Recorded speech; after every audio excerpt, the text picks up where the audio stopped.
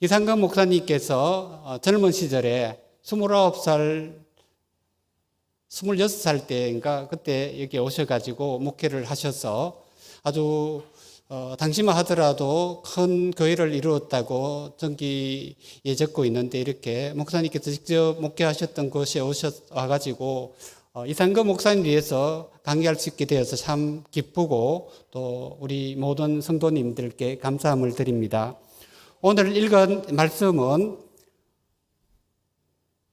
작년의 교회로서 이 말씀 속에서 하나님께서 원하시는 귀한 뜻이 모든 성도님들에게 은혜로 임하기를 희망합니다.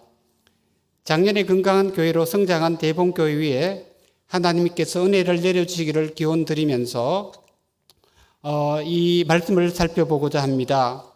요즘은 가능하면 조금이라도 젊게 보이려고 머리를 염색합니다마는 성경은 작년이 아름다운 다는 것을 백발이라는 말로 표현을 하고 있는데, 그러면서 그 백발을 영화의 면류관이라고 이렇게 말씀하고 있습니다. 그런데 성경은 조건을 달고 있습니다. 공의로운 길에서 얻으리라 라고 이렇게 말씀하고 있습니다. 머리 염색하는 분들이 성경 말씀 구절에 당황하실 필요는 없는 것 같습니다. 백발이란 상징어를 사용하여 은유적으로 작년의 아름다움을 나타내는 말씀입니다. 어릴 때는 인간성의 완성을 성년의 나이로 판단을 하고 했던 것을 생각하게 됩니다. 옛날의 노인은 큰 기침만 한 번 해도 개구장이 아이들이 혼비백산 도망했지만, 요즘은 그렇지 못한 시대를 살아가고 있습니다. 그 말은 저절로 어른이 되는 것도 나이가 많다고 어른이 되는 것도 아닌 것 같다라는 생각을 하게 합니다. 그런데 성경에서도 백발이 아름답다고 영화의 면류관이라고 말하면서도 조건을 달고 있습니다. 그거는 공의로운 길에서 얻으리라 라는 조건절입니다. 그것은 단지 공의로운 길에서 얻을 수 있는 것이지 그절로 그저 얻어지는 것이 아니라는 것을 말하고 있습니다. 올해 70주년을 맞이하는 대봉교회가 나이로만 성년의 교회가 아니라 영화의 면류관을 공의로운 길에서 얻는 성년의 교회로 성장해 가고, 또 한국교회에 필요한 귀한 교회가 되기를 희망합니다. 제가 특강을 부탁받은 대봉교회 초창기 역사와 대봉교회 기틀을 놓은 이상근 목사님과 관련하여 그분의 신학과 사상을 말씀드리는 것이고, 저에게 시간은 한 50분 정도 특강을 하도록 부탁을 받았습니다. 이상근 목사님에 대해서 말씀을 하자면 3시간씩 한 학기 15주간 정도 하면은 잘 할 수 있을 것 같은데 50분 내로 이렇게 다 요약을 해야 됩니다. 그래서 많이 고민이 되었습니다만은 많은 부분이 대봉교회 초기 역사이니 딱딱한 신학 강의지만 재미있게 들어주시기를 바랍니다. 지금 한국교회는 너무 많은 정보 때문에 참 복음의 가치를 알지 못하고 길을 가는 기류에 있는 교회인 것 같습니다. 베드로는 흩어진 나그네에게 하나님 아버지의 미리 하심을 따라 성령이 거룩하게 하심으로 순종함과 예수 그리스도의 피 뿌림을 얻기 위해서 택하심을 받은 자에게 편지하노니 은혜와 평강이 너에게 더욱 많을지어다 라고 기원하고 있습니다. 나그네는 길을 떠난 사람입니다. 그런데 여러분들 아무도 부인할 수 없는 것은 우리 모두는 길 위에 살아가는 그런 나그네들이라는 사실입니다. 이상근 목사님 호는 정류, 고요할 정자, 흐를 유자, 그리고 고요한 물흐름이라는 뜻입니다. 그리고 이분은 살아계실 때 자신의 자서전을 다 쓰시고, 살아계실 때 출판하지 않으시고 돌아가신 후에 아들들에게 출판하도록 그렇게 부탁을 하셨는데, 그 제목이 등대가 있는 외딴섬이라는 제목입니다. 등대도 물과 관련되고 외딴섬도 물과 관련되고 자신의 이름도 물과 관련된 이름을 지으신 것을 보게 됩니다. 그런데 이상근 목사님의 삶의 대부분은 땅에서 이루어졌고 여타 다른 사람처럼 길 위에서 살아갔던 삶이었던 것을 생각을 하게 됩니다. 그래서 조금 아이러니하지만은 물이란 상징으로 표현되는 이상금 목사님이 땅 위에서 사는 길의 존재라는 관점에서 살펴봐야 할 것 같습니다. 여러분들 중에 연세가 드신 분들은 직접 이상금 목사님을 대면하신 분들도 계실 것입니다. 그 기억이 좋든 나쁘든 이제는 공의로운 길에 들어선 성렬의 교회의 한 일원으로서 영화의 면류관을 얻기 위해서 아름다운 삶을 계획하시는 것이 중요한 일이라고 생각을 합니다. 아직 이상금 목사님의 이름도 들어보지 못한 젊은 분도 계실 것이고 그저 목사님이고 주수가 정도로 알고 계신 분들도 있으리라고 생각을 합니다. 저는 이상금 목사님을 오랫도록 연구하고 있습니다. 이상금 목사님의 대부분의 이야기들이 땅에서 이루어졌는데 그는 왜 호도 물과 관련된 이름을 썼고 자서전 제목도 물과 관련된 것을 붙였을까? 그런 것을 연구한다면은 재미있는 연구가 될 듯도 합니다. 여러분들 중에 관심 있는 분들은 그런 것에 대해서 한번 연구해 본도 범직한 것이 아닌가 생각을 합니다. 그런데 오늘은 너무 철학적이거나 사상적인 부분을 다루는 것보다는 역사적인 부분과 신학적인 부분들을 다루고자 합니다. 이상금 목사님은 1920년 4월 23일 음력 3월 5일 금요일 날 대구시 인교동에 태어나셨고 5살 때 달성동으로 이사하셨는데 달성동 집에는 우물이 있는 집이라고 그렇게 말을 합니다. 제가 어릴 때도 우물에서 물을 길어서 집으로 이렇게 날랐는데 우물이 있는 집은 아마도 조금 더 잘 살았던 그런 집이 아닌가 생각을 합니다. 그리고 이분은 수창 보통 학교를 졸업하셨고 그리고 그것은 그의 공식적인 학력의 전체입니다. 그러니까 국졸이라는 겁니다. 국졸 졸업하셨고 공식적으로는 국졸을 졸업하셨고 자력으로 검정고시를 통해서 중학교를 졸업하시고 또 고등학교를 졸업하시고 아직 학력이 인가가 나지 않았던 평양시인학교를 졸업을 하셨습니다. 이러한 언급을 하시는 이상금 목사님의 마음은 학업에 대한 컴플렉스가 심했다고 저는 생각을 합니다. 컴플렉스가 상당히 사람을 여러 가지로 피곤하게 하지만은 건전한 컴플렉스는 사람을 상당히 열성적으로 살아가게 만드는 그런 요인이 아닌가 생각을 합니다. 이상금 목사님은 그런 학력에 대한 컴플렉스를 열정과 성실함으로 메웠고 그리고 위대한 학자의 삶을 살았던 것을 생각을 하게 됩니다.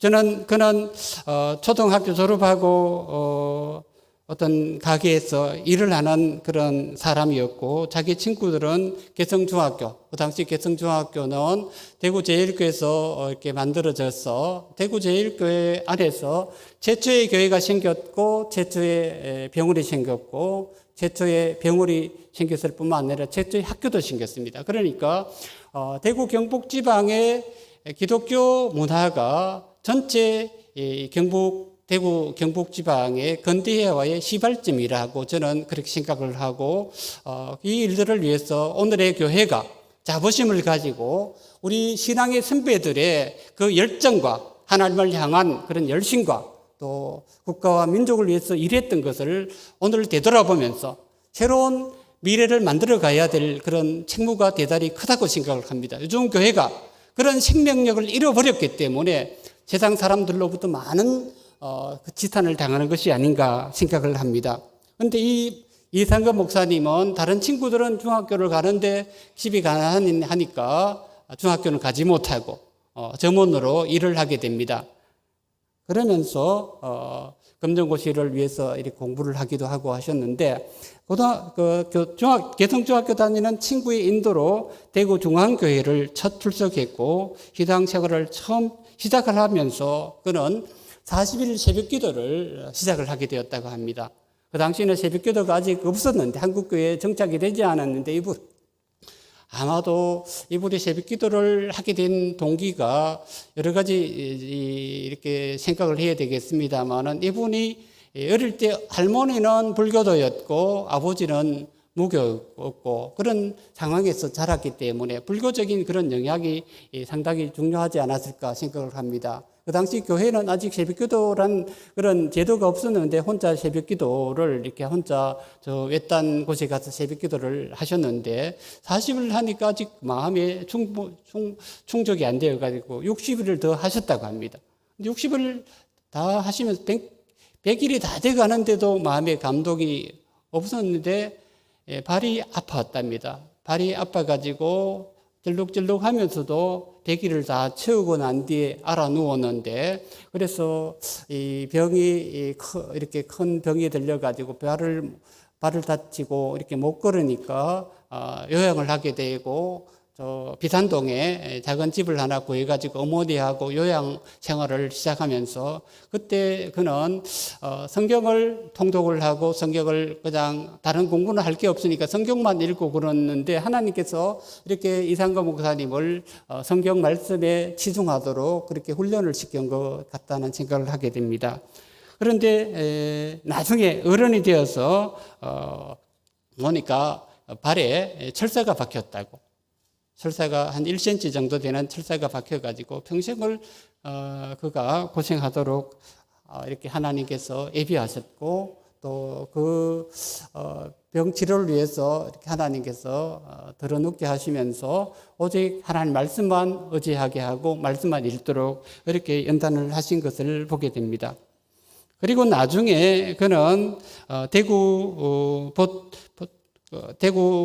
고등성경학교를 졸업하시고 평양신학교를 다니게 되었는데, 그러니까 요양하면서 자연적으로 교회를 못 나가게 되고, 근데 어머니가 나중에 교회 다니면서 어머니는 그 달성동 가까운 서문교회를 출석하시게 되고, 나중에 이상거 목사님도 서문교회를 다니시게 되고, 자기 병sek의 모교회로 서문교회를 사랑하고 하는 것을 보았습니다. 그리고 난 뒤에 그는 김병준 씨의 도움으로 평양신학교를 입학하시게 되고, 평양신학교를 졸업하시게 되는데, 그 졸업한 동기 중에 한 분이 이 대봉교회 이대 목사님인 박 목사님이 동기라고, 그렇게 애틋한 마음들을 그래 절친이고 참 친한 친구였던 것을 자서전에 쓰고 있는 것을 보게 됩니다. 그리고 졸업 후에 그는 평양 능라도 교회에서 목회하시다가 북한의 공산당이 진주하는 바람에 신앙의 자유를 찾아 고향으로 내려오시는 그런 여정을 택하셨고, 걸어서 평양에서 휴전선을 넘어서 서울까지 오시는 그런 여정을 택하셨고, 그리고 고향에 내려오셔서 평생을 고향에서 목회를 하셨습니다. 1946년부터 48년까지는 칠곡 옥계교회에서 목회하시면서 마음도 몸도 많이 지치는데, 그 시골에서 목회하시면서 마음도 몸도 이렇게 쉬게 되고 안식하면서 상당히 깊은 하나님의 은혜를 체험하는 그런 시간을 가졌다고 그렇게 말씀하고 있는 것을 보게 됩니다. 그리고 난 뒤에 그는 남산교회 전도목사 신분으로 대구 대봉교회를 개척해서 1948년 6월부터 1957년까지 목회하셨고, 그리고 난 뒤에 그는 미국 유학을 갔다 오시고 난 뒤에 대구 제1교회에서 34년간 목회를 하셨습니다. 어떤 분들은 왜 옥계교회를 나오셨나, 대봉교회를 나오셨나 이렇게 말씀을 하시는 분도 있는데, 제가 볼 때 옥계교회에서도 그렇고 대봉교회에서도 그렇고 그는 두 번이나 순교 위기를 당하셨다고 이렇게 적고 있습니다. 옥계교회에 있을 때는 공비가 침투해가지고 끌려가는 그런 찰나에 내가 잠깐 기도하고 나오겠다고 사모님하고 30분 정도 기도하니까 나오라고 막 야단치는 거 더 모른 채 하고 기도를 했는데, 기도 1시간 정도 기도하고 나오고 보니까 다 도망가고 없었답니다. 그 지역으로 경찰들이 온다는 것을 듣고 이 공비들이 다 도망가서 생명을 건졌던 그런 이야기를 하시고, 한 번은 또 공산당이 침투해가지고 그 청계산으로 올라가셔서 청년들하고 같이 밤새 지냈던 그런 이야기 듣고 있는 것을 보게 됩니다. 그리고 대봉교회에서 목회하실 때 6.25 사변이 일어나지 않았습니까? 6.25 사변 일어나고 난 뒤에 북한군들이 인천 상륙작전 이후에 북한군들이 퇴각을 하면서 청송 화목교회 강도사님이 순교를 당하십니다. 그때 이상금 목사님은 대본교에서 목회하셨는데 대본교회 목회하시는 이상금 목사님께 그 목자 없는 그 교회에서 강사로 부르셨다고 합니다. 목사님은 거절하지 않으시고 청송 화목교회를 영천 지역에서 버스를 타고 가는데 그 당시에 그 무당 공산군들이 또 버스를 탈취하면서 이상금 목사님을 끌고 가려고 하는 그런 찰나에 또 군인들이 진주함으로 인해서 살았던 이야기를 하고 있는 것을 보게 됩니다. 두 분이나 상당히 큰 위기 속에서 순교의 위기까지 갔지만은 이렇게 살아나셨는데 그런 어떤 것에 대한 위기를 당하면서 청송 화목교회를 나오시고 이 대본교에서 목회하시면서도 그런 것을 보면서 그 이야기는 아무도 안 합니다만은 저는 한 연구가로서 이분이 그런 트라우마 때문에 유학을 가시고 또 이 교회를 떠난 것은 아닌가 이런 생각을 하게 됐어요. 저는 뭐 성서학자니까 트라우마하고는 아무 관련이 없습니다만은 그런 것들을 좀 연구하면은 참 좋지 않을까 이런 생각을 하면서 이 말씀을 드리게 됩니다. 그리고 난 뒤에 그는 대구 제일교회에서 목회하시면서 34년간 목회를 하셨는데 1975년 봄 팔공산 산장에서 마지막으로 마가복음을 탈고하심으로 신약 성경 12권 주석을 완료하셨습니다. 그리고 그 주석은 한국 교회사의 금자탑을 이룬 큰 업적이었고 1999년 6월 1일 80세로 영면하셨습니다. 이렇게 대충 이상금 목사님의 전기를 살펴보고요. 1948년 6월 달에 이상금 목사님은 대구 남성교회 부름을 받고 전도 목사 신분으로 대본교회를 개척하는 일에 부름을 받았고 그해 9월 26일 날에는 남산교회 박상동 목사님, 이 박상동 목사님은 여러분 잘 아실지 모르겠습니다만은 저는 이상금 목사님 연구하면 처음 알았는데 독립유공자이시고 이분의 아드님이 연세대학교 총장이셨던 박대선 총장님이라고 합니다. 그러니까 아주 참 훌륭한 목사님이신데 이 목사님 밑에서 이렇게 전도 목사로 대본교회를 개척하도록 그런 명을 받고 대봉동 이 지역에 와서 이렇게 한 6개월 정도 일하시고 난 뒤에 대본교회가 그해 12월 15일에 경북노회 45회 성의를 얻어서 대본기도처가 남산교회로 분리되는 예배를 드리게 되었다고 합니다. 이때 이상근 목사님이 개척 전도를 하신 지 6개월 안에 50명의 새신자가 생겼고 또 20명 정도는 그해 1월 달부터 여기서 주일 밤 예배와 수요 밤 예배를 여기서 기도처에서 예배를 드릴 때 남산교회 20명이 같이 예배를 드렸는데 그 20명하고 새로 생긴 50명의 새신자가 이렇게 모여서 70여 명이 대본교회에 출발한 인원이라고 합니다. 이 정도 되면 성공적으로 대본교회가 시작된 것이라고 생각을 합니다. 1년 뒤에 1949년 12월 9일 날에는 희무장로 한 분과 당회를 조직할 수 있었고 1949년 찬양대와 찬양당회가 조직되고 대본교회는 처음부터 매우 왕성하게 부흥하고 안정된 교회였던 것을 보게 됩니다. 대본교회는 창립하기 전에 이미 주일학교가 생겼는데 작년주일학교가 먼저 생겼다고 합니다. 지금도 작년주일학교가 열성적으로 잘 모이는지 모르겠습니다만은 이상금 목사님에 대해서 이렇게 강의를 하도록 교육부가 주선하는 거 보니까 작년부터 굉장히 왕성하게 배움에 대한 그런 열정이 있다고 하는 생각이 듭니다. 작년부가 주일학교보다 먼저 생겼고 창립예배를 드리기도 전인 1948년 9월 12일에 조직되어 성경 공부에 힘을 쏟았고 그것이 교회 부흥의 중요한 밑거름이 되었던 것을 알 수 있습니다. 그 당시는 어느 지역의 교회를 개척하면 그 지역에 사는 교회를 개척하는 지역의 교회에 떼주는 것으로 교회 개척을 했던 것 같습니다. 개척교회가 활력 있게 진행된 것 같습니다. 그렇기 때문에 대본교회 20여 명의 신자들을 떼준 남산교회도 1914년 12월 달에 대구 제일교회로부터 분리될 때 당시 대구 제일교회 담임 목사님이셨던 홍승화 목사님이 함께 동역하던 부일의 선교사님을 남산교회 초대 담임 목사로 파송하면서 남문박 남쪽 지역과 달성군 지역 전체를 교구로 떼어 주시면서 교인들 266명을 떼주어 남산교회가 되었다고 합니다. 남산교회는 1915년 7월 18일 대구제일교회로부터 분리되었는데, 그때 일기에 보면은 이렇게 되어 있습니다. 옛날 글인데 좀 제가 한번 읽어보겠습니다. 남산교회당 관리는 것은 9월 29일 주일부터 선교사 부일의 씨에게 전수하되, 지경은 분해, 남산정, 덕산정, 달성군, 상중동, 용두, 대명동 외 남당 등지와 교인은 입교인 남인 53명, 입교인 여인 62명, 학습교인 남인 26명, 학습교인 여인 19명, 유아세례 3명, 그 외에 남적 원입교인과 아이를 아해라고 해서 아해 100명을 주기로 가결하다. 이렇게 대구제일교회 당기록이 기록이 되어 있는 걸 보면은, 그 당시에는 개척을 하면은 한 지역을 떼줄 뿐만 아니라 그 지역에 사는 전체의 교인들을 다 이렇게 개척하는 교인으로 이렇게 하려 했던 것 같습니다.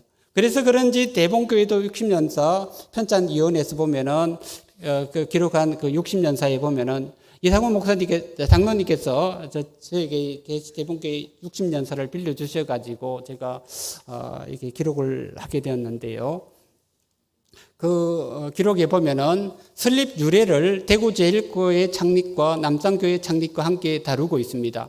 대봉교회 60년사에 보면은 대구제일교회로부터 분리된 남산교회가 점점 성장하여 큰 교회가 되었다. 1948년 남산교회가 대봉동 310번지에 임시 집회소를 설치한 것이 오늘의 대봉교회가 된 것이다 라고 이렇게 창립에 대한 이야기를 남성교회 또 그리고 대구제일교회 어머니 교회와 할머니 교회를 다 이렇게 집일의 대상으로 삼고 있는 것을 보게 됩니다. 이상근 목사님이 탐림 목사로서 큰 밑그림을 가지고 교회 개척 당시부터 교회에 힘쓴 흔적이 아주 강하게 나타나고 있는 것을 보게 됩니다. 자서전에도 그런 흔적이 나타나고 있고 대봉교회 60년사에도 그런 흔적이 나타나고 있습니다. 그런 흔적은 교회 부흥을 이루는 미끄럼이 되었고 모여든 신자들을 수용하기 위해서 예배당을 재건하는 그런 일로 이어졌습니다. 대봉교회가 1948년 9월 26일 주일날 창립 예배를 드릴 당시는 대봉동 310번지 일본 기속재산 대지 145편 3합과 가옥 한 동을 임시 계약하여 예배당으로 정하고 1948년 9월 26일에 개당 예배를 드림으로 시작되었다고 그렇게 당기록의 60년사에 기록을 하고 있는 것을 보게 됩니다.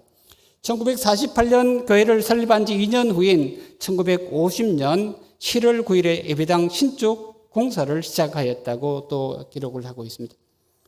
이상근 목사님은 자서전에 등대가 있는 외딴섬이라는 자서전에서 6.25 동란 여파로 북한에서 대구까지 내려온 피난민들이 끼친 영향을 말합니다.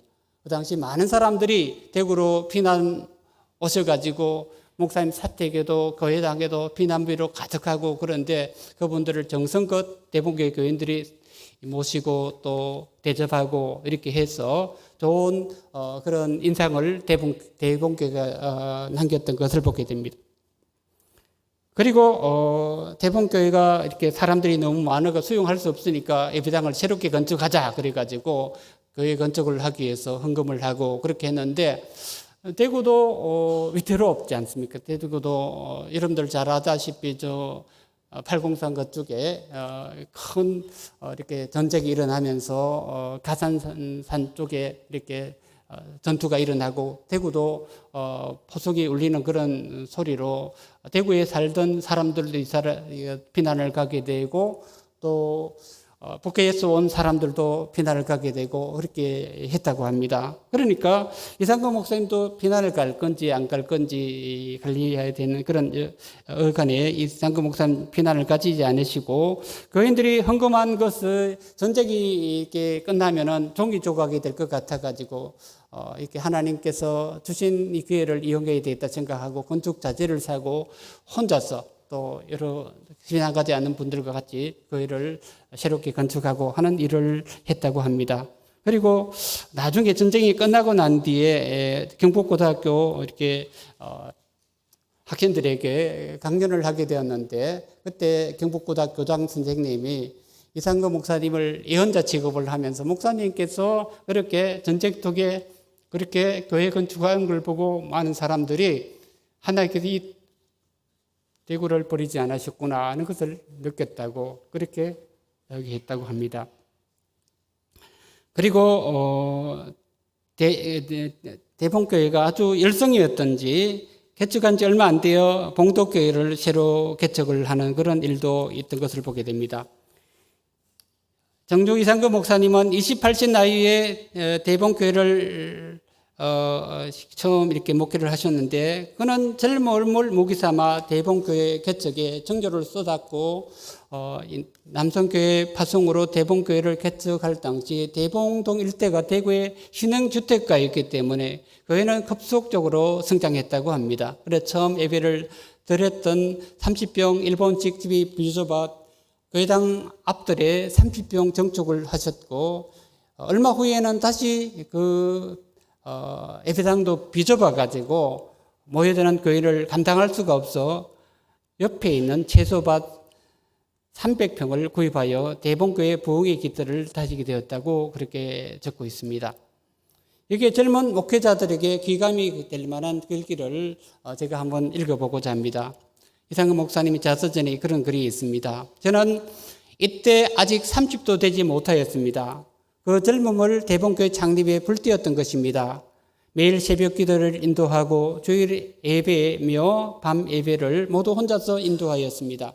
매주일 오후에는 학생회가 모였는데 이것도 제가 직접 담당했습니다.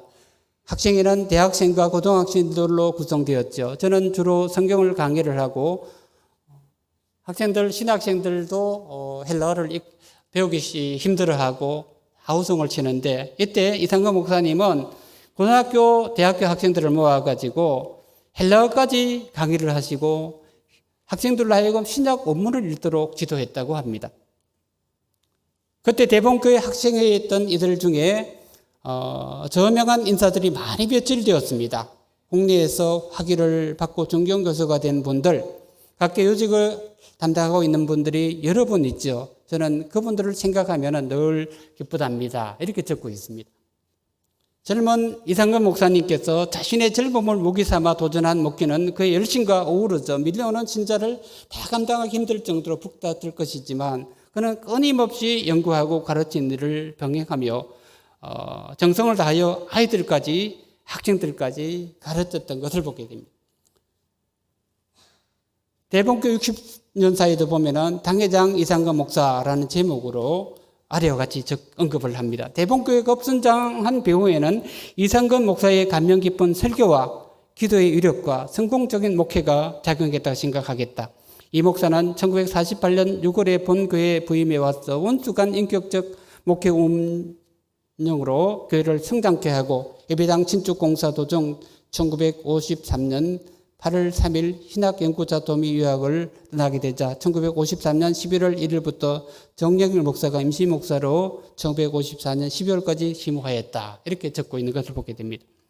대봉교회는 초기 교회가 성장한 원인을 정유 이상거 목사님의 감명 깊은 설교와 기도의 위력과 성공적인 목회에 작용한 데서 찾고 있습니다. 여기서 언급하는 설교, 기도, 목회는 통상 목회자들에게 요구되는 가장 기본적인 책무입니다. 그런데 이상거 목사님은 여기에 더해서 학생들을 가르치는 그런 열성, 교육적인 목회를 담당했던 것을 보게 됩니다.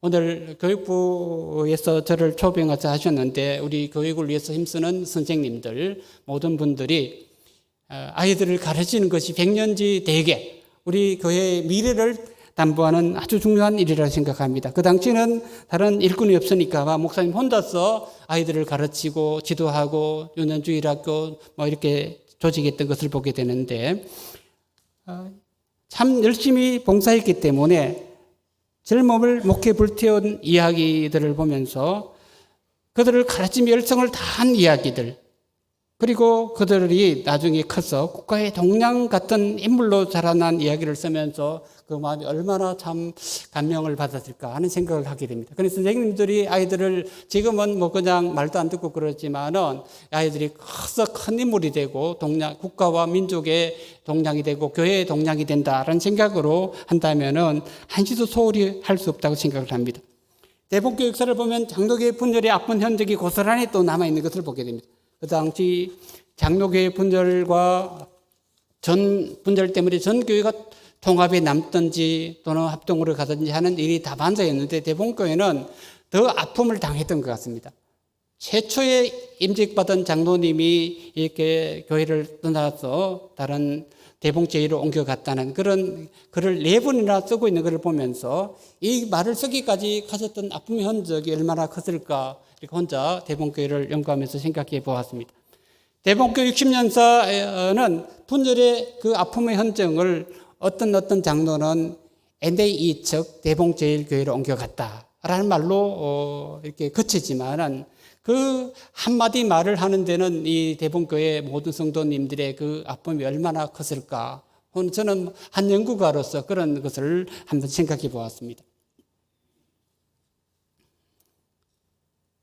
이러한 아픔의 역사와 또 영광스러운 교회 흔적을 바라보면서 부족한 인간의 역사 속에 개입하시는 하나님의 손길을 느끼지 않을 수가 없을 것 같습니다.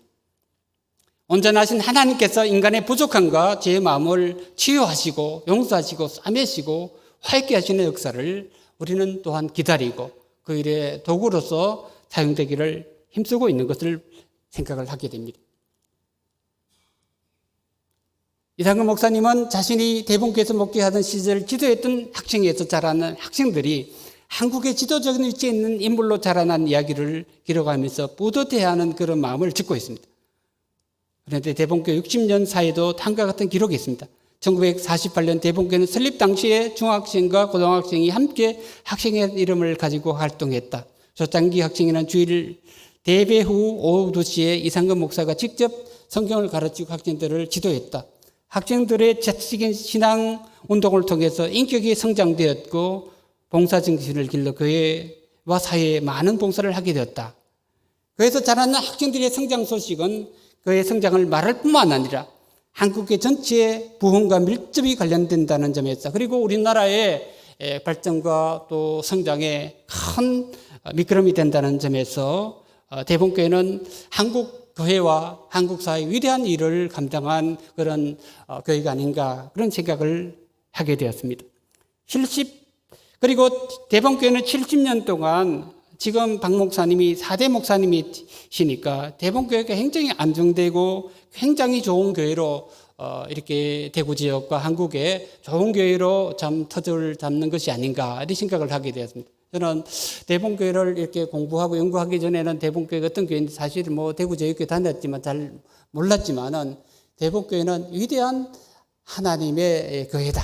참 아름다운 교회고 물론 뭐 아픔의 흔적들이 많겠지만 그것을 용광로처럼 다 녹이고 목사님이 뭐 수십 명이 왔다 갔을 수 있겠지만은 그렇지 않고 4대 목사가 있을 정도로 이렇게 안정되고 은혜가 넘치고 사랑이 넘치고 위하는 폭이 넓은 교회가 아닌가 그런 생각을 하게 되었습니다.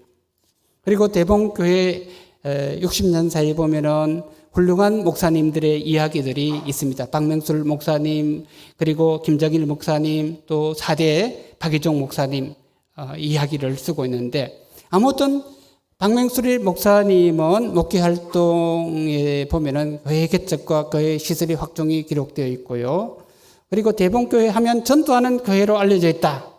이렇게 기록을 떼고 있는 것을 보게 됩니다. 김정일 목사님 때는 보면은 믿음의 도약 시기로 맞이하다 이렇게 제목을 기록하면서 다음과 같은 말로 이 시기를 특징 짓고 있습니다. 교회 안에 머물렀던 한계를 벗어나 지역과 사회로 점차 믿음의 지경을 넓혀감으로 공동체적 비전을 지향해 갔다라는 말로 한마디로 이렇게 표현을 하고 있는 것을 보게 됩니다. 4대 목사님이 박희종 목사님 시기는 믿음의 공동체에서 새로운 전기를 맞이하다라는 말로 특징적으로 말하고 있고 박희종 목사님은 예배에 초점을 맞추어서 이렇게 목회를 하시는 그 목회의 중점이 나타나는 것을 보게 됩니다. 삶의 현장이 예배가 되게 하자. 예배를 실제 삶에 적용하자라는 핵심적인 신앙의 가치를 추구하는 데서 이 박 목사님 목회에 초점을 볼 수 있습니다. 이상근 목사님과 박명술 목사님은 평양신학교 시절부터 절친한 친구 관계를 유지했고 이상근 목사님이 담임 목사로 있었던 대봉교회 박명술 목사님 부목사로 청빙하시고 부임하시고 함께 일하신 것을 보면서 박 목사님을 이상근 목사님 유능한 목회자로 생각하여 대봉교회 담임 목사로 자신의 직을 이어받도록 그리고 교회를 완전히 맡기기로 하고 교인들의 간곡히 만족했지만 그런 자신의 결심을 후퇴하지 않았다고 이렇게 말을 하고 있습니다. 이렇게 대봉교회 역사를 간추려 보고요. 남은 시간 동안에는 이상근 목사님의 신학이 뭔가, 저는 이상근 목사님을 1984년 신대원 졸업하고 대학원 다닐 때 1학기 때부터 제가 공부를 하게 되었고, 그 당시에는 제가 대구 제일교회 교인이니까 단순히 그냥 우연히 우리 대학원 때 신약 서기 방법론, 신약 해석학이라는 시간에 해석학 공부를 하고 난 뒤에 저희 그때 학장님이셨던 교수님이 무슨 주석이든지 한국 주석을 가지고 해석학 논문을 써라 그러셔가지고 저는 요한복음을 이상근 목사님이 제일 처음으로 썼었다 그래가지고 요한복음을 또 한번 연구해 보았는데 그리고 그 논문을 돌려받지는 못했어요.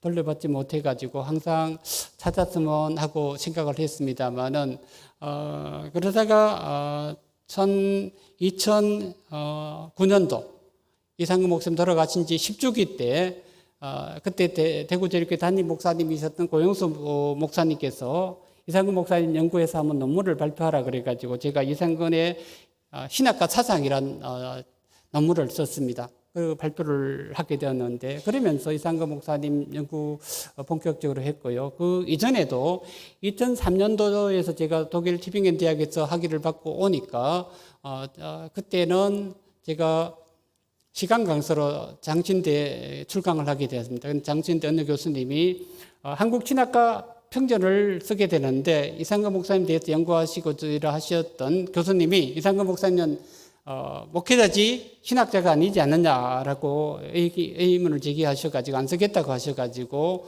이상근 목사님이 쓸 사람을 찾고 있는 중에 당신이 대구제일교회 출신이고 신학학자니까 한번 써보라고 그래가지고 우연히 제가 이상근 목사님을 연구하게 되었습니다.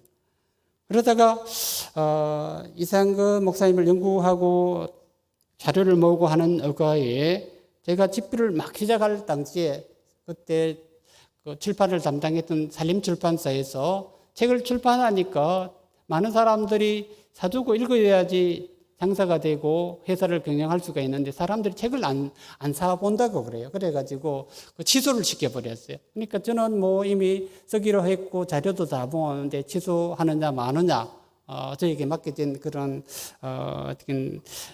일이었습니다. 저는 이렇게 제가 이미 하고자 했기 때문에 그걸 또 안 한다는 것이 양심이 허락하지 않아가지고 쓰고자 했고 그래서 이상근 목사님 생애와 사상을 집필하게 되었는데 이상근 목사님의 생애와 사상을 집필하면서 이상근 목사님의 신학에 대해서 연구를 하게 되었습니다. 먼저 지금 생애와 사상을 집필 중에 있는데 먼저 신학과 사상이란 그런 책이 먼저 나왔는데 이 책은 6가지 논문을 제가 발표했고 그것을 모아서 책으로 내었는데 거기 보면은 이상근 목사님의 신학이 뭔가 여러분들은 이상근 목사님이 이렇게 목회하셨기 때문에 잘 아시는 분은 이상근 목사님의 신학은 어떻다 이렇게 생각하시는 분도 계실 것입니다만은 저는 이상근 목사님의 신학은 상당한 면에서 한국교회에 대단한 영향을 끼친 그런 분이다라는 생각으로 이상근 목사님의 주석과 또 이상근 목사님의 설교와 여러 책들을 참고하면서 이상근 목사님을 연구하고 있습니다. 이상근 목사님은 구약 성경을 예언과 준비와 그리고 그림자로 보았고 신약 성경을 성취로 보았습니다. 그는 신약 성경과 구약 성경의 중심을 그리스도론적인 안목으로 보면서 자신의 주석을 집필하고 있는 것을 보게 됩니다. 저는 특별히 마태복음 1장 1절부터 17절을 중심적으로 한 연구해 보았는데 여러분들 아시다시피 이 부분은 예수님의 족보 이야기입니다. 예수님의 족보 이야기 마태복음 첫머리에 보면은 아브라함과 다윗의 자손 예수 그리스도의 계보라라는 말씀이 나오지 않습니까? 그리고 난 뒤에 아브라함이 누구를 낳고 누가 누구를 낳고 누가 누구를 이렇게 쭉 이렇게 이어지는 것을 보게 되는데 그것을 통해서 이상거 목사님의 신학 사상을 한번 찾아보았습니다. 이상거 목사님은 신학 연구에 놀라운 노력을 했던 분입니다. 이분은 학업에 대한 콤플렉스가 있었기 때문에 주어진 일에 굉장히 열정을 다해서 공부하시고 일하셨던 것을 보게 되거든요. 대본교회 목회하면서 그 당시는 6.25 사변 중이었기 때문에 정부가 피난정부, 부산에 대구에 피난정부가 있다가 대구가 이태로우니까 부산으로 피난정부가 이주했습니다. 그때 이상근 목사님은 유학을 가려고 13번이나 부산을 왕래하면서 유학을 준비하셨다고 그렇게 말을 합니다. 요즘도 유학 가려고 그러면 쉽지 않잖아요. 그런데 그 당시는 전쟁 중이고 굉장히 까다롭고 또 학력도 별 이렇게 두드러지지 않은 이상거 목사님을 미국 정부가 이렇게 쉽게 허락을 하지 않았던 것 같습니다. 그러나 13번이나 왕래하면서 유학을 준비했던 거 보면 이분이 얼마나 그 자신의 신념에 대해서 굉장히 강하게 또 포기하지 않고 절망하지 않고 끝까지 자신의 길을 가려고 했던 그런 열망이 강했는가라는 것을 생각을 하게 됩니다. 그리고 이상거 목사님의 신학을 보면은 이상거 목사님의 신학의 중심이 뭔가? 여러분 뭐라고 생각을 하십니까? 저는 이상거 목사님의 전기와 또 여러 주석을 보면서 이상거 목사님의 신학의 출발점은 하나님의 섭리라고 생각을 했습니다. 왜냐하면 그는 많은 부분에서 여러 번 하나님께서 섭리를 이야기합니다. 하나님께 섭리하셔서 그가 하나님을 믿게 되었고 또 김병준 씨를 통해서 그가 평양신학교 입학한 것도 하나님의 섭리고 대본교회 일한 것도 하나님의 섭리고 하나님의 섭리에서 하나님께서 그를 선택하시고 하나님께서 사용하시기 위해서 연단하셨다고. 그가 아주 어린 시절에 100일 기도를 하고 난 뒤에 큰 하나님의 은혜가 임하고 능력을 받고 이렇게 했다면 그는 그런 위대한 인생을 살지 못했을 것 같습니다. 그는 100일간 기도했지만 큰 감흥을 받지 못하고 대신 발에 병이 들면서 걷지를 못하고 요양생활을 수년 동안 하면서 오직 하나님 말씀만 읽고 연구하고 하는 그런 과정에서 하나님께서 크게 일하게 하도록 훈련하시고 준비하셨던 것을 보게 되거든요. 그러니까 우리가 어떤 일에서 힘들고 어렵고 고난당하고 정말 배고픈 그런 시절이 있을 때 하나님께서 나를 사랑하셔서 연단하는 기회구나라는 것을 생각한다면 하나님께서 주시는 그 섭리를 자신이 삶에서 온전하게 실천하는 그런 기회가 아닌가 생각을 합니다. 세 번째 논문에서 저는 이상은 박사님의 신학 단초를 이렇게 다루면서 그는 이런 이야기를 합니다. 대구제일교회 절대적인 뒷받침 가운데 거대한 역사를 만들었다. 하나님께서 대구제일교회라는 그런 기관을 통해서 하나님의 귀한 성경을 연구하게 하셨고 목회 중에 바쁜데도 이렇게 한국교회 금자탑 같은 그런 주석을 이루게 하셨는데 대구의 절대적인 뒷받침이라고 이렇게 이야기를 하고 있는 것을 보면서 목회자가 어떤 일을 추구하고 할 때 교회가 전적으로 도와주고 함께하고 함께 일을 만들어가는 가운데서 위대한 일을 이룬다고 생각을 합니다. 아마 대본교회는 4대 목사님인 거 보면은 대본교회 당회나 또 성도님들이 목사님을 잘 도와가지고 아마 큰 그런 역사를 이루어가는 교회가 아닌가 생각을 합니다. 그만큼 아름정되고 복된 교회니까 목사님 쫓아내지도 안 하고 목사님도 허물이 없겠습니까? 다 감당하시고 품어주시고 하시는 장로님들 또 성도님들 참 존경스럽고 얼마나 참 가치 있는 교회인가라는 생각을 하게 됩니다. 저는 이상근 목사님이 제일 처음으로 요한복음을 쓰셨지만 이상근 목사님의 신학의 가장 중요한 부분이 마태복음에 있다고 생각을 했고요. 자신의 신학을 교회를 위한 신학으로 이상금 목사님을 보고 있습니다. 그러면서 이상금 목사님 지론은 신학이 나아가야 할 바를 밝히는데 신학의 지향점은 교회의 미래이기 때문에 더욱 그렇습니다. 어떤 목사님은 신학교까지 채뿌려 오셔가지고 신학은 필요 없다. 히브리 헬라어 필요 없다. 이렇게 이야기를 하시는데 이상금 목사님 생각은 달랐던 것 같습니다. 어린아이들까지 신학이 아니라 그 성경을 가르치고자 영어 성경도 가르치고 나중에는 영어 성경으로 안 되니까 헬라어를 가르치 헬라어 성경을 읽게 하고 했던 것을 보게 되거든요. 저도 신학교 다닐 때 히브리 헬라어를 같은 학기에 했었어요. 그러니까 잠잘 시간이 없었어요. 새벽 2시까지 공부하고 6시는 새벽기도 해야 되니까 그때까지 잠을 자고 또 6시에 일어나서 새벽기도 하고 하면서 정말 어렵고 고통스러운 시간을 경험하면서 언어를 공부했거든요. 여기 목사님들도 계시고 아마 전사님들도 많이 계실 텐데 주어진 일에 최선을 다하는 것이 하나님께 쓰임받는 길이라 생각을 합니다. 그런 훈련을 소홀히 하면은 하나님께서 쓰시지 않는다 생각하거든요.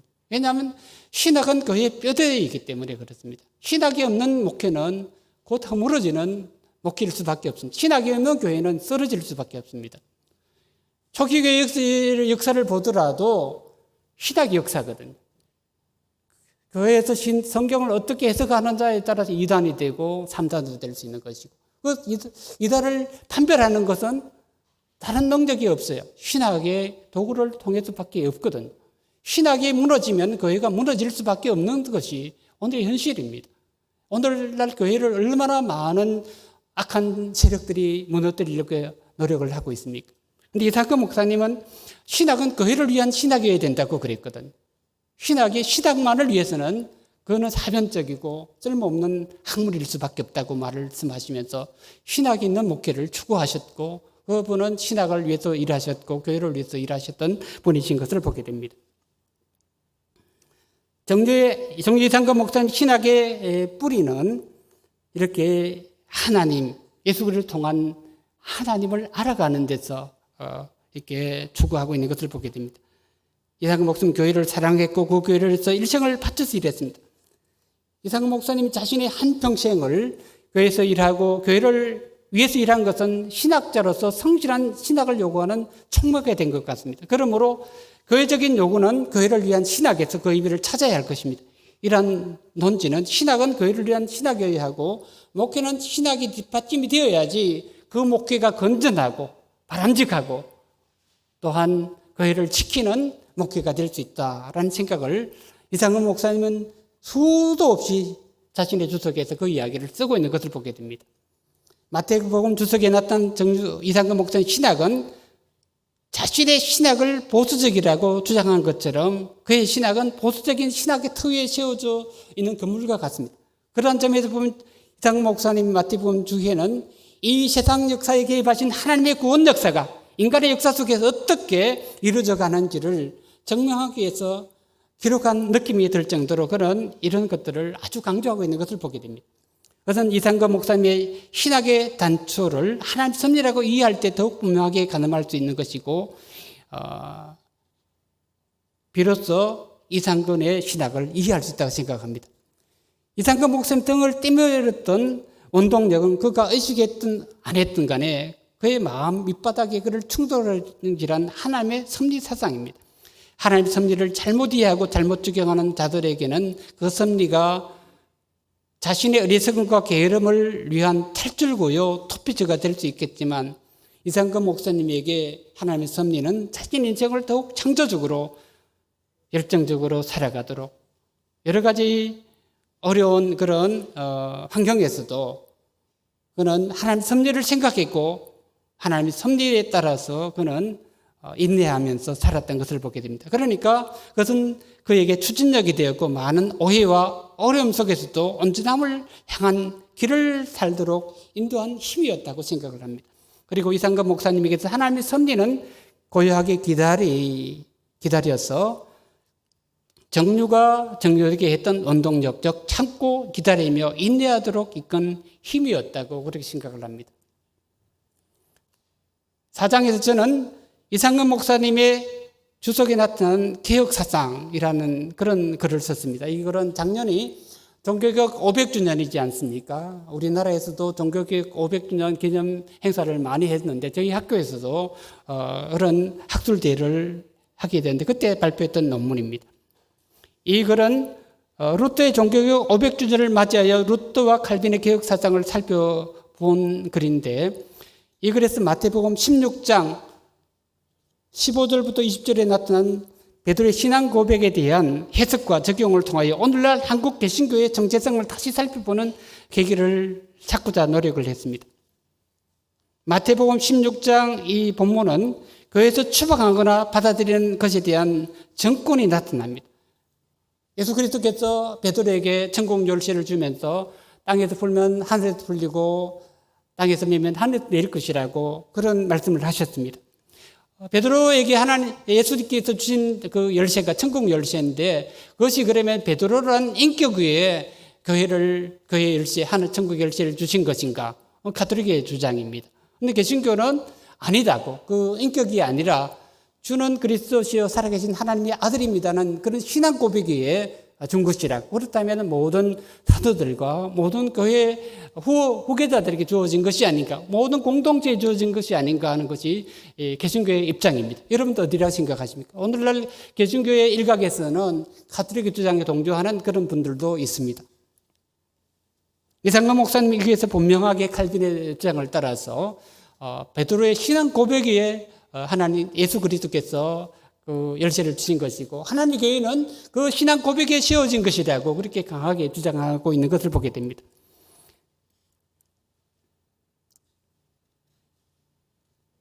앞으로 많은 후속 연구자들이 나타나서 한국 교회가 나아갈 길을 바르게 찾는 것이 중요하다고 생각을 하고 저희들은 그런 토대를 만들고 아름다운 건축물이 세워지기를 희망할 따름입니다. 이전 시대와 다르게 현대 한국교회는 세속화로 인하여 위기에 처해 있습니다. 이 변혁의 시기에 한국교회가 추구할 길을 알고자 이상근 목사님은 마태복음 주석에서 그의 개혁사상을 찾는 그런 작업을 하셨습니다. 마태복음 16장 19절을 주석하면서 천국을 교회로 보면서 종교학자 칼빈의 시각을 따라 그리스도에게서 교회에 절대 권력이 있다고 보았고 이러한 도식이 사람을 통해 행사된다고 보았습니다. 그러니까 하나님께서는 베드로를 통해서 천국 열쇠를 주셨고 오늘 우리들을 통해서 하나님 교회를 바르게 세우고 하나님 교회를 바르게 해나가도록 위임하셨다는 거예요. 그러니까 우리 모든 사람들이 얼마나 거룩한 직책의 부름을 받았는가 하는 것을 생각하면서 이 귀한 교회의 일원으로서 하나님의 뜻을 바르게 성취하는 일에 최선을 다하는 삶을 살아가야 된다고 생각을 합니다. 교역계의 신학 노선은 포기하지 않았던 정류 이상근 목사님은 전통주의적인 시각 속에서 한국교회 신학의 경건한 교회 전통의 맥을 이어온 신학자요, 신학의 터전을 굳건하게 읽은 목회자였던 것을 생각을 하게 됩니다. 그리고 5장에서는 이상근 박사님의 그리스도론 대학교육과 십자가와 그리스도를 중심으로 하는 그런 논문에서는 이상근 목사님은 목회자이시고 연구가이시지만 아울러 선생님이셨어요. 신학교에서 오랫도록 가르치는 선생님이셨기 때문에 대학교의 스승이라고 생각을 했는데 요즘 대학교육, 기독교 특별히 기독교 교육이 여러 가지 세속적인 그런 사조가치가 침입함으로 인해서 여러 가지 대학교육 현장에 자기 부정과 헌신이 사라져가는 그런 모습을 보게 됩니다. 이상근 목사님은 교회를 사랑하셨고 교회를 위해서 일하셨던 교회의 신학을 세웠던 그런 신학적인 본질을 정리하셨습니다. 오늘 무너져가는 그 대학 교육의 현장에 예수 그리스도가 누군지를 바르게 가르치고 세워야 되리라고 생각을 합니다. 종교적인 행사나 선행은 중요한 일이지만 예수 그리스도가 없는 종교 행사나 선행은 아무런 의미가 없습니다. 이상근 목사는 그리스도의 십자가에서의 대속의 죽음에 대한 인식을 강조하고 있습니다. 그것에 더 나아가서 그리스도의 십자가 대속 사업을 성도의 성화된 삶과 연결시키는 데서 십자가 죽음의 의미에 대한 완결을 말씀하고 있는 것을 보게 됩니다. 이상금 목사님 활동했던 시기는 일제치하에서 고통과 속박으로부터 해방, 한국전쟁, 6.25 사변 등 어수선한 사회 분위기 때문에 어려움을 겪었던 고난의 시기였습니다. 국가가 어려울 때 영웅이 나타나지 이상금 목사님이 일했던 그 시대는 훌륭한 목회자들과 훌륭한 장로님들, 훌륭한 권사님들, 집사님들 이런 분들이 나타나셔가지고 일하셨던 그런 시기입니다. 하지만 그들이 신학적으로 도움을 받을 수 있는 길은 한없이 부족했습니다. 이상금 목사님은 자신의 주석을 통해서 자기 당대 목회자들에게 성경을 빠르게 해석하는 길을 제시하고자 노력을 했고, 이런 일을 돌아볼 때 그는 한국교회가 자루나 치우치지 않도록 바른 길을 나가도록 하는 일에 기대한 공헌을 했던 그런 어른이 아닌가 그런 생각을 하게 됩니다. 마지막 6장에서 요한복음의 그리스도론과 대성불교의 불타론, 정유 이상근 박사의 부다 이해를 중심으로 라는 논문을 발표했는데, 이상근 목사님은 석사학위 논문도 박사학위 논문도 불교의 부처와 예수 그리스도를 비교하면서 연구했던 논문입니다. 요한복음에 나타나는 예수 그리스도가 누군가, 그리고 불교에서 말하는 부처가 누군가를 이렇게 석사학위 논문과 박사학위 논문에 기록을 했습니다.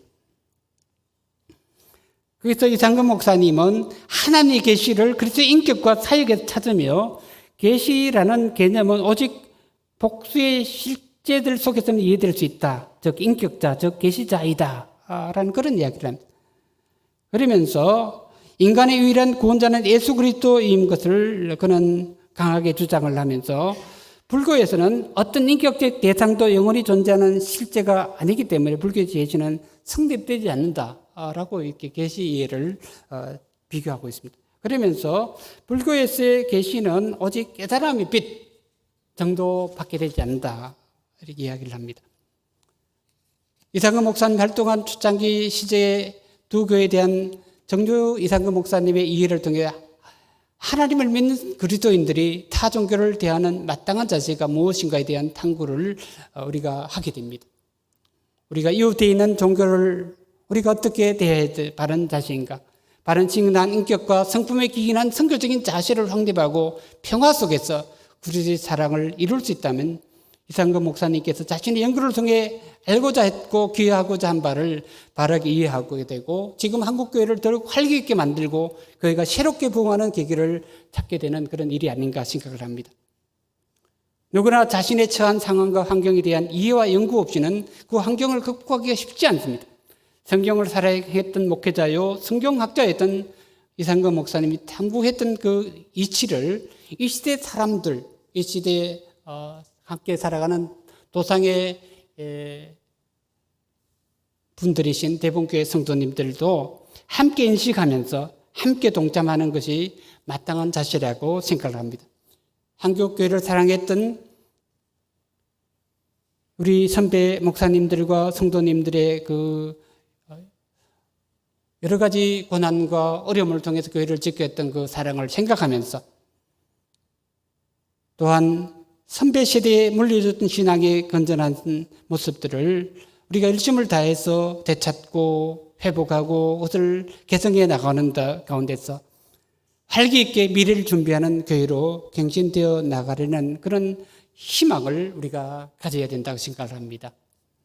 저는 이렇게 이상근 목사님을 오랫도록 연구하면서 이상근 목사님뿐만 아니라 그 시에 경건하게 활동하셨던 목사님들과 장로님들과 모든 성도님들의 그 신앙적인 모습들을 오늘에 다시 회복하지 않으면 우리는 미래 시대에 남겨줄 것이 별로 없다라는 생각을 하게 됩니다.